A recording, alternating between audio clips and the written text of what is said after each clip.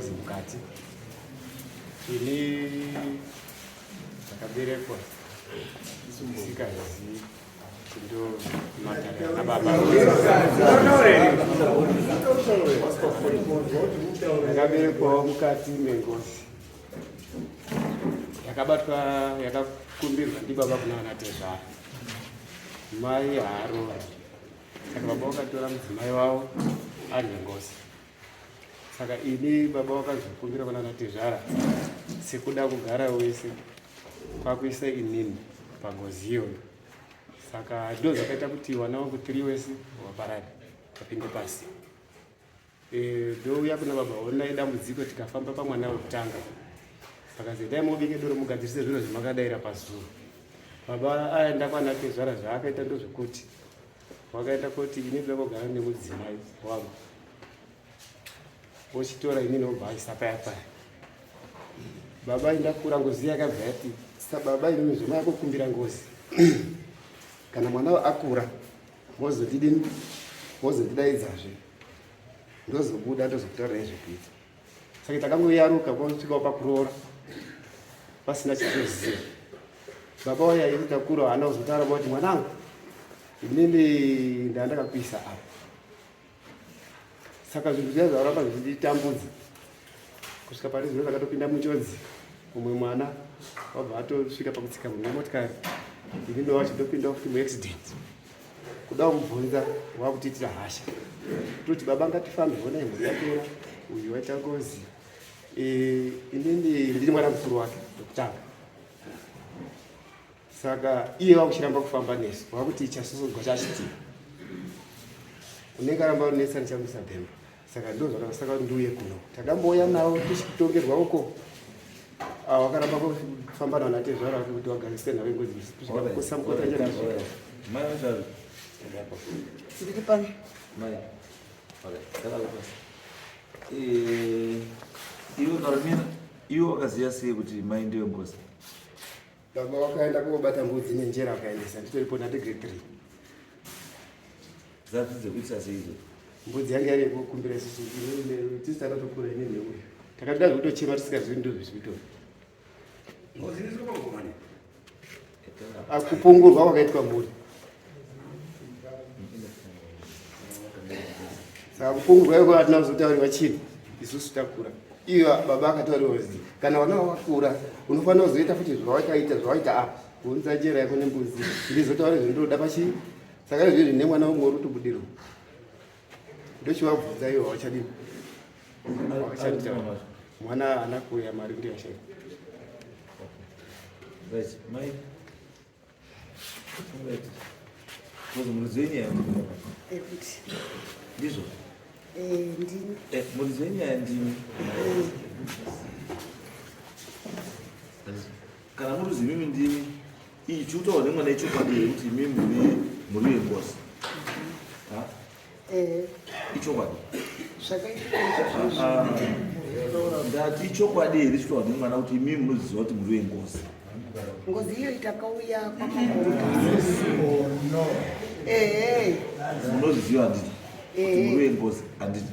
asi munoziva here kuti mutemo wengozi ndiyo kuti ukabereka mwana nemukadzi wengozi wana iwa havasi wako. zvakaitika zvisizvi ndati munodziziva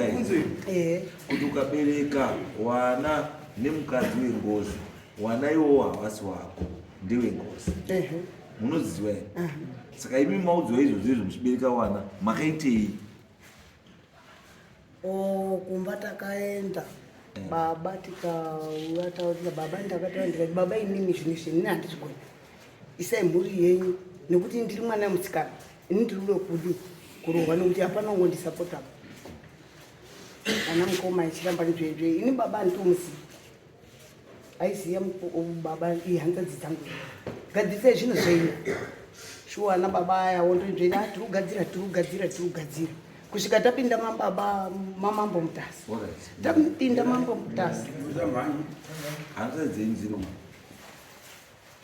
patikangotodedziswa tina neruzivo rwatatikangoyadza dziri kumba tati hanzadzi dzenyu dziri kumba kwadzo because mukaona nyaya yatotaura neyengozi kai haisi ngozi yekwababa ingozi yekwamai hatipinzi mai mudare hama dzake dzisipo uzi hama dzake ndo dzinofanira dzinogadziwa kuti nyaya yakamira chatiita kudai solution yekuti zvinhu zviite sei zvinhu zvigadzirisike wana wagare zvakadii zvakanaka munoziva kuti imwe ngozi inoita sei imwe ngozi inoti ukaroora mukadzi wake especially ari mukadzi weapiwa kuzi ndiye mukadzi wake inokuuraya iwe murume wacho aunei kana kutoti unotokumbira every time and again uchitofanira kuita zvinofanira kuidii uchitoita ivi nyangotowa yabota unotokumbira kuti takumboya zviro zvenyu unotokumbira mhiko yengozi iyo handi zvako ngozi unoitogara nemukadzi uchizoti hasi wako ari muridzi ine mukadzi wengozi akataura nhasi handisi kuda haumumanikidzi because anenge abambuka anenge akamonita every time kakandofunga kuti tea time kadotoda kakafunga kuti lunch time kana kakangoita jealous nekuti iwo hakunyanyawo kanokwanisa kubva kakuuraya kuti wakundidyira bota ramutuma shamwari indiwa 1 spoon iro 10 spoon kanokwanisa kutokuuraya zvinoitika iwe wacho ndo zvinonetsera chii ngozi saka ngozi manje inoda kuti kana ine kumusha kuvanhu kawaridzi uye mumusha ndo vanofanira kugadzisa chii ngozi yavo usati baba wako une ngozi chakaita kukumbira manje kwakuisa uyu atinomupa chiroba ndagara maningi nemurume kutorana tiri wana chikoro kupungura kwawakaita kuti pungura kwawakaita ndokundipa kwawakaita because mwana wangu anodai asobudirwa nendau yavo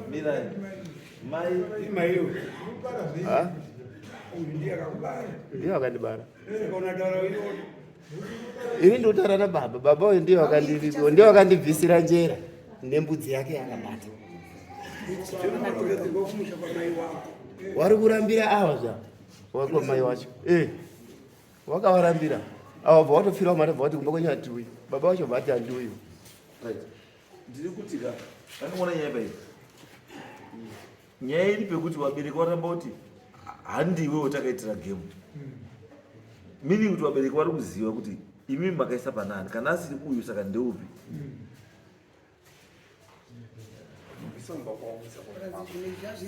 zvazviri panasisi ndati kana musina kuisa pane uyu makaisa panani isoso muribvunza ina ndinokuisa chikwambo mwana be handina kuisa chikwambo mwana kana uya anokuisa chikwambo mwana baba wakaenda nenjera nechii nembudzi kwaratezva vakanga zviri zvei takaenda nazvo kuri kuenda kuti uya kutaura kuti ini ndakuda mukadzi wako makataurawo kuti iwe ongorora asi iwe ongorora mukadzi wako aiwa toataendikaziora aiti tiri mukadzi anoendesirwa njera nembudzi chinoomberwa kuchikuwa kuru rakaendiwa kazi raiti ichona ibva chabuda chega chava chadii chakabuda chega chikati chii chechibva chatora zvikazi oraiti mumwe mondipawo wana wairi wana mukoma angaramba kuti wana hatichengereti tati motipawo wana wairi hatiti makapa ani nani wakandotorwa ndiwa dangweni aiwa saka mamuja haako sei uyu ari kutaura wari kuti imi mamuja tomuisa asi izvi makutaura kuti uyu neupi mwacho ndeupi ndiye basi uyu upi uyu saka murutaura makapa saka mudauramba zvinhu zvamunoziva sei kwakazi inini ndine kutaka kwakazi iwe takuendesa kungozi baba warakiti akupa baba wacho baba wabvure takuendesa kungozi kisi lero takupa baba wacho pemakazoramba nemwana wekupesira ndokungozi paikazobvunza kuti imi mati maguma kubereka here makuramba namorisi which means ngozi munaika munoziva ngozi iri pamunika how can you share your family imi muziziva kuti ngozi munaika ngozi iripo kuti murume akaroora munhu haagowaniswi vana saka mutondoa kuti pana wenya mutoziva kuti awa 2 ndewengozi awa 3 ndo wababa kana kubvunza pamwe ndinonyema tachingotaura ichokwadi pazvakaitwa izvo ndandiripo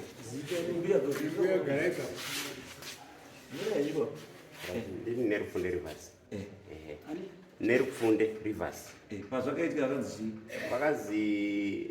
iwe sanerufunde kuti uruda mukadzi pawana wako woubereka taupaurirana baba isusu saka wangati kure ndi mukoma neni na uyu wangu mningi na Kennedy na Kiswero ndio akabva wazi iwewe Shepherd kwakambuyi Rivers kwa Nerufunde Kennedy kwakambuyi Kiswero kwa Nerufunde wochabereka uchazoya futi nawo wanaiwonawo topaurirana ndo zvandakaonawo pamazuva azvo akaitika zvinhu zvakaitika muri kwanisa apa ndi baba wenyu aitaurwa mai wenyu waitaurwa nani ndiwana sekuru wangu watoripo ndo saka ndati nyaya yenyu kai ndisirewo nyaya next week 17 samunai wana sekuru wawe pano tibatsire vana wese wasipo wana sekuru nyaya yenyu haiti sei pane basa kuvatora zviri kuda kuvasunga nekuti izvozvi izvi takauya muno mamambo Mutasa hakusi kutanga kano kake chitatu ichiuya munonengera kunokuya kwandiri nekutanga eibhazi zvinezvi iwewe wakatowabhiusa mwana iwewe bvisa zvinezvi woisa mwana wemusikana uyu woisa futi umweni bvisa zvino zvako izvi wese zvamuti hatisinina tati endai motaurira hama dzenyu dzekumusha kwenyu dzakabisai zvinhu apa 1 wakomana wataurire mazita acho akaona rudiwa kunokudaro tuti wada wanhuwawo next week uswa 17 wana sekuru iwawo inini handigoni kuti ndinoataurira bani kuti kutori nedzivo tipei mazita avo kutori nedzivo kuna Razaro namazvona ndamese pakonamba vanhu Saturday 17 we 17 next week Saturday ande hedu next week Saturday uyaenda nasekuru because ingozi haiti sei hatitauri nezvengozi iyo wakaisa wacho wasipo handei baba imi muchataura muchataura ndasakutaura